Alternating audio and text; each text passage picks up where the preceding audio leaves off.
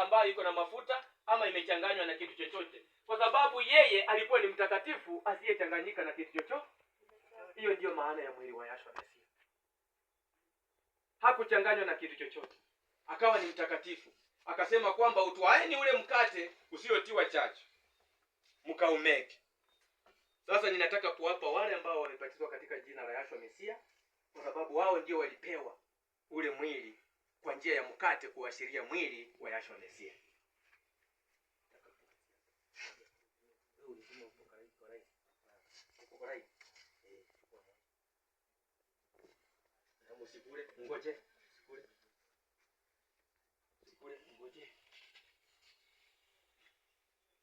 Aliitwaa mkate akaumeka, akawapa wanafunzi wake, weni na mungoje.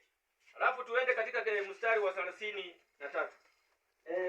Kitabu hicho 33 tunasema hivi. Ndio. Kwamba kwa hiyo ndugu zangu, soma mzuri. Kwa hiyo soma mzuri. Kwa hiyo ndugu zangu, mkutanipo mpate kula. Anasema kwamba mkutanipo mpate kula. Mngojeni. Ndio sababu nimesema nini? Tungojeni. Tuko tu kwa maandiko. Unapokutana katika kula mkate ambao unaashiriwa mwili wa Yahshua Mesia, mfanye nini? Ngojeni. Ngojeni. Kuna mtu ambaye amepata kule. Shishiri wangu pata. Kwenye. Na ule mkate nilisema kwamba ni lazima tumechioje. Na nilisema kwamba tumetamba katika maandiko. Nilisema kwamba mchunge muovu asije akawakusanya tena akawarudisha katika nyumba. Ndio sababu anasema kabla mtu aje kula hiyo mkate afanye nini? Atubu.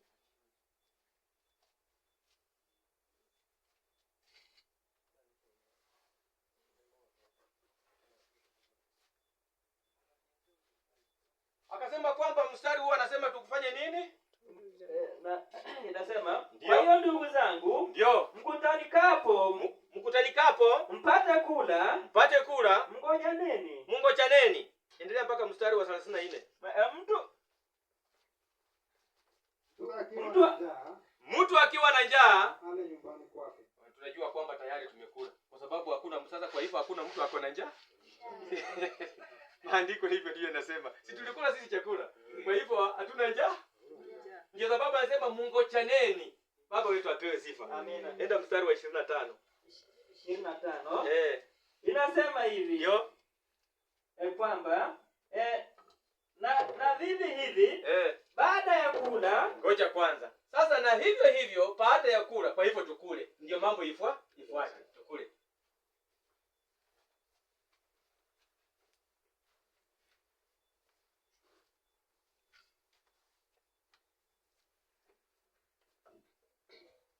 Pole tu. Maana huyu ni mkate usiotiwa chachu. Kwa hivyo si huyu mkate wa kawaida vile unafikiria.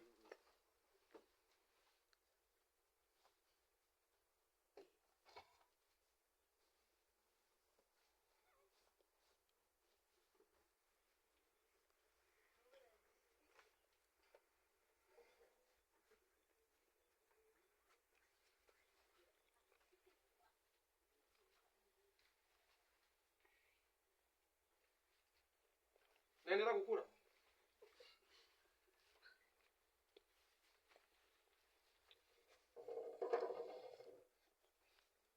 Sasa Masihi alisema watu wakule wote, si kama wanafanana makanisa mengine ni mtu mmoja anakula tena anakukunywa. Anasema wakule. Si mtu mmoja anakula. Ni wale ambao wamepitia hiyo wanakula.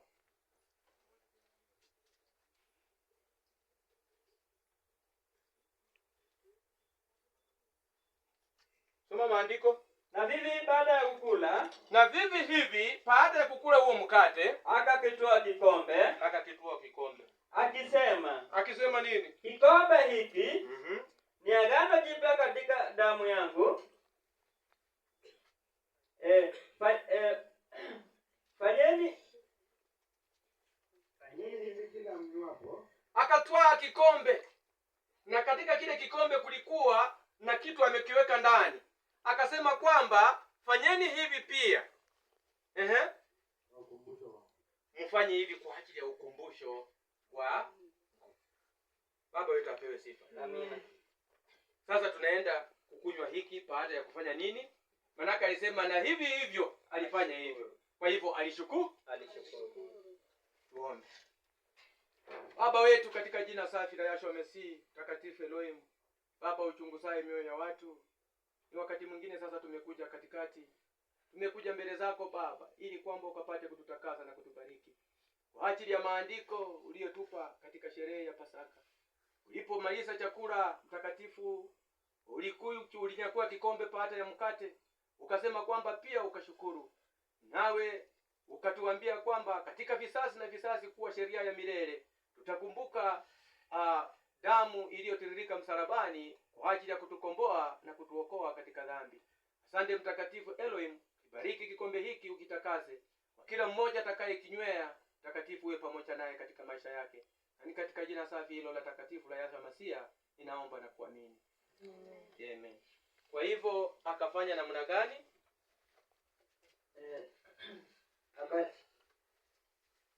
Na baada ya hivyo baada ya kula akakitwaa kikombe akisema, kikombe hiki ni agano jipya katika damu yangu. Akasema ni agano jipya katika damu yangu. Fanyeni hivi kila mnywapo. Fanyeni hivi kila mnywapo kwa ukumbusho wangu. Kwa ukumbusho wangu. Baba wetu apewe sifa. Amen.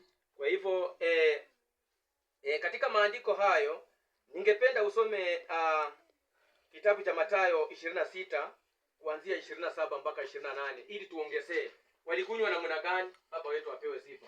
Kwa sababu Luka alirekodi maneno mengine akasema kwamba mkawanyeni hii 26 mstari wa 26 mstari wa 27 mpaka 28. Inasema hivi. Ndio. Akakitwaa kikombe akashukuru. Akakitwaa kikombe akashukuru. Akawapa akisema. Nyweni nyote katika hiki. Akasema kwamba nyweeni nyote katika hiki. Unasikia? Akasema nyweeni nyote katika hiki. Unajua kile ninachokisema?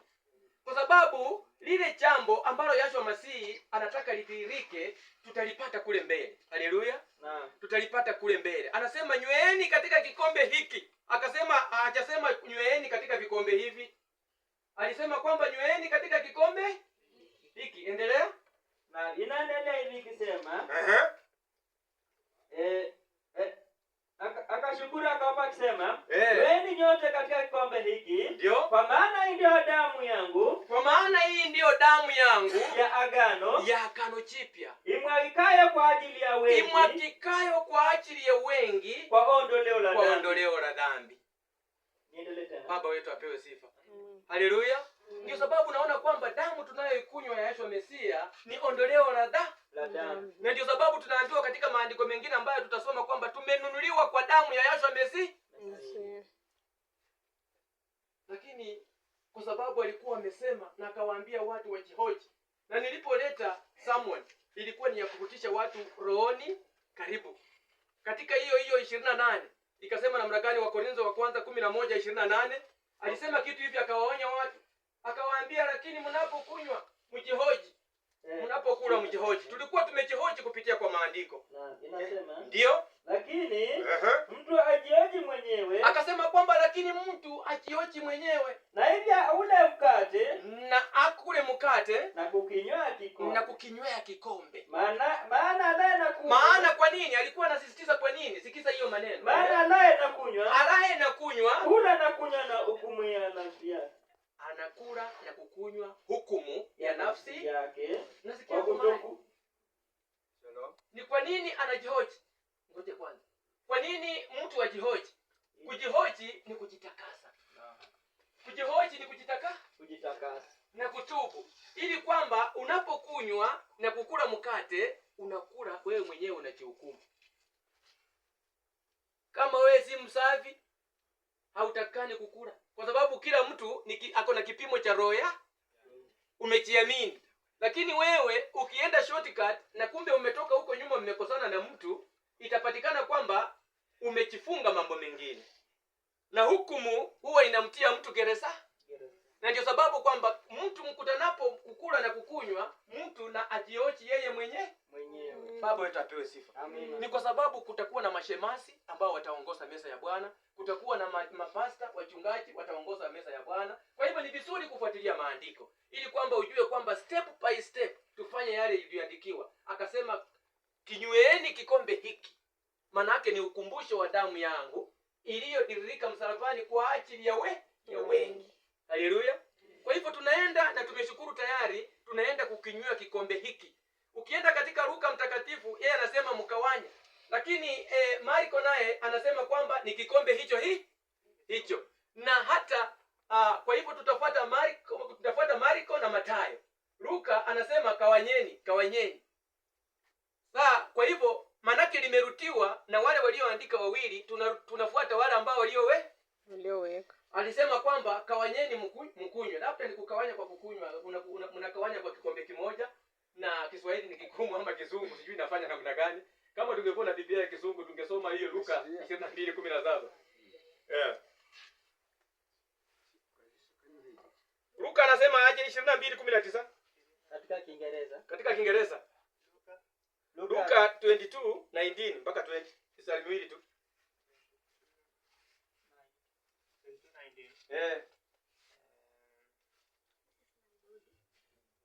This is my body about the bread. Ndio. Soma na nguvu daktari. This is my body. Ndio.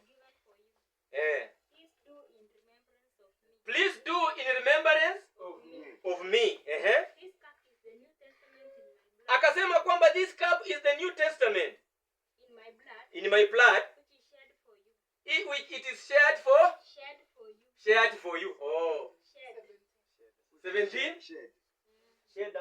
It is shed for you. Oh, it was shed for you. Yes, But behold, the hand of him that betrayed me is within of the table. Bes, sasa hapo Yahshua Masihi alikuwa anamaanisha kwamba lakini ngojeni muone yule mtu ambaye atakayenisaliti ako pamoja nasi. Ukienda kwa maandiko mengine anasema kwamba na aliyekula tonge moja pamoja nami yuko pamoja nasi. Ukienda kule mbele atasema kwamba wakati anawaosha miguu anasema kwamba nyinyi mmeshakuwa wasafi. Kwa hivyo hakuna haja ya kunawa miili kwa sababu mko wasafi. Lakini sisemi nyinyi wote ni wasafi. Kwa hivyo Yahshua Masihi alikuwa anaashiria upamoja, the humility. 17 akasema take this and divide it among yourselves. Sasa katika kudivide hapo mtu mwingine anaweza fikiria kwamba sasa alisema kwamba kila mtu apewe na kikombe yake. Lakini tukienda katika Mathayo anasema namna gani? Tumesoma. Mathayo amesoma namna gani? 26.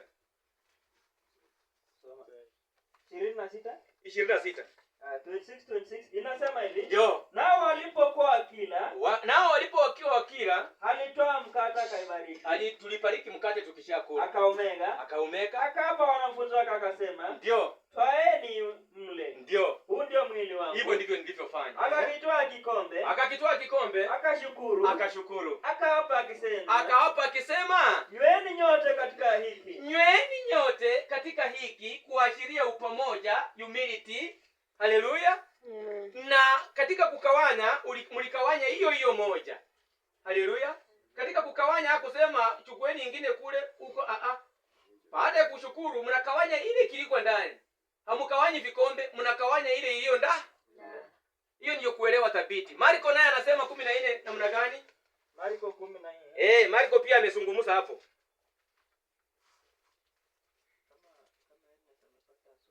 Marko 14:22. Soma pia muone. Marko 14:22. Kwa hivyo tunakikawanya, tunakunywa kilicho ndani, tukawanye vikombe. Inasema hivi. Ndio. Nao walipokuwa wakila, alitoa mkate. Akabariki. Akaumega. Akawapa akasema, "Bwana, huu ndio mwili wangu." Ndio. Akatoa kikombe. Akashukuru. Akawapa. Wakakinywea wote. That is the fundamental point. Tunakunywa kikombe kimoja. Maana ya kukinywa kikombe kimoja ni upamoja katika ushirika, katika roho, katika imani. Haleluya. Ndio sababu alisema kwamba mkinywe chote. Wakati alikuwa akasema kwamba tunakunywa wote pamoja katika kikombe hiki, lakini kuna mmoja ameniinulia kisiki. Akakuja akaleta reference tena akasema kwamba ninajua kwamba wakati Petro anamwambia kwamba mwalimu, rabii, wewe unatudhawadha miguu. Akasema wewe nifanyalo utalichua, lakini utalichua baadaye. Akasema kwamba usipokubali nikudhawadhe miguu, wewe hauko pamoja nasi. Kwa hivyo inaashiria kwamba upamoja katika imani, ushirika, humility. Yaani usimuone kwamba kila mmoja anafaa katika imani mlio ndani. Kila mmoja ni hali ya upendo. Mpaka akasema kwamba watu wa kufanya maneno mengine inakuja baadaye. Baba wetu apewe sifa. Kwa hivyo kukinywea kikombe tunakawanya kilicho ndani, hatukawanyi klasi. Nafikiri kila mtu amelipata. Haleluya. Amen. Any argument after that, hiyo ni misleading. Tunakinywea kile, tunakikawanya kile kilicho ndani. Na katika Mathayo anasema kwamba twaeni kikombe hiki mkinywee nyinyi nyote. Marko pia anasema vile vile. Kwa hivyo tuko right katika maandiko. Haleluya.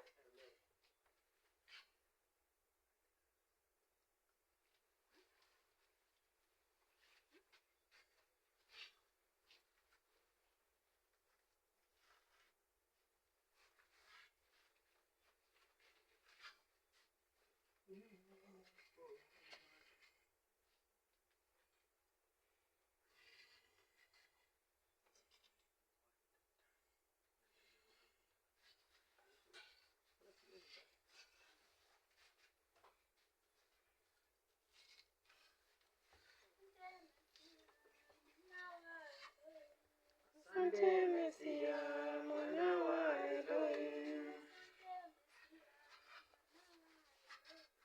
Asante Mesia, mwana wa Elohim.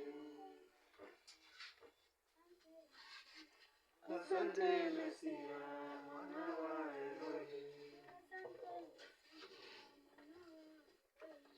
Asante Mesia, mwana wa Elohim. Asante Mesia, mwana wa Elohim. Asante Mesia, mwana wa Elohim. Asante Mesia, mwana wa Elohim. Kwa Pasaka yako, asante Mesia. Asante Mesia, mwana wa Elohim. Asante mwana wa Elohim. Asante Mesia, mwana wa Elohim.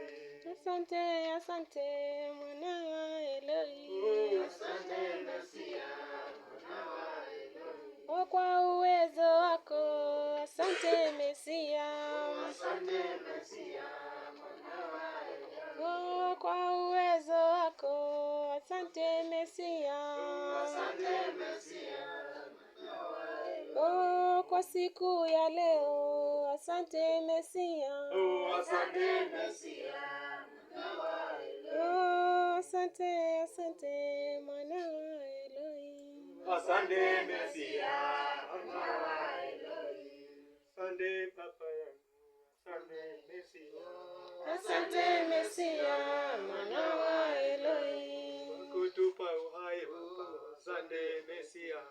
Asante Mesia, mwana wa Elohim. Kwa wokovu wako baba, asante Mesia.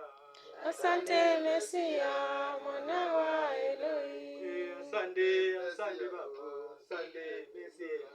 Asante Mesia, mwana wa Elohim. Asante Mesia, mwana wa Elohim. Asante Mesia, mwana wa Elohim. Shalom. Alipomaliza, wanafunzi wake walipomaliza kunywa damu ya Yahshua Mesia na kuwafundisha jinsi alivyowafundisha, aliinitiate kitu kingine, akaleta mambo mengine tena. Baada ya kula mkate usiotiwa chachu na kunywa damu ya Yahshua Mesia ambaye ni msao wa msabibu. Ni msao wa msabibu. Grapes. Leo Elohim ametusaidia, tumekunywa fresh. Wakati mwingine tunakunywanga ile ambayo tumekauka. Hii leo tumekunywa fresh. Hii ni Pasaka ya tano sasa. Si ndio ya? Kutoka 2020 nafikiri. Around the 2021. Yeah. Kwa hivyo Tunashukuru Elohim kwa ajili ya kutuwezesha. Tumeshiriki damu yake, tumeshiriki mwili wake, akaleta jambo lingine ambalo alilianzisha. Na hilo jambo alilolileta hata Mathayo hakurekodi.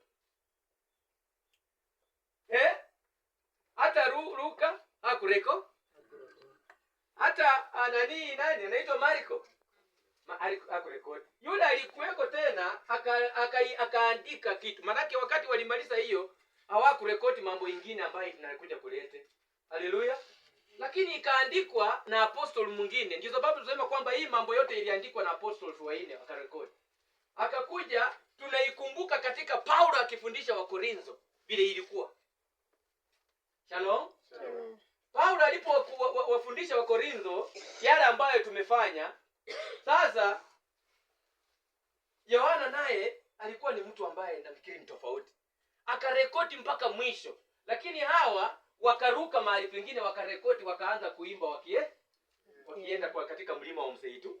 Lakini Yohana aliturekodia kitu kingine ambacho kinapatikana katika Yohana sasa Yohana 13. Yohana akarekodi akaandika katika Yohana mtakatifu 13.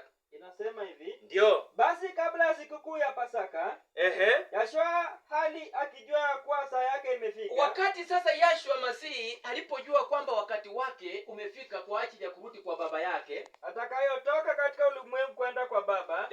Naye ali amewapenda watu wake katika ulimwengu. Hali amewapenda watu wake waliomwamini wakalichukua neno lake katika ulimwengu. Aliwapenda upeo. Aliwapenda mpaka ile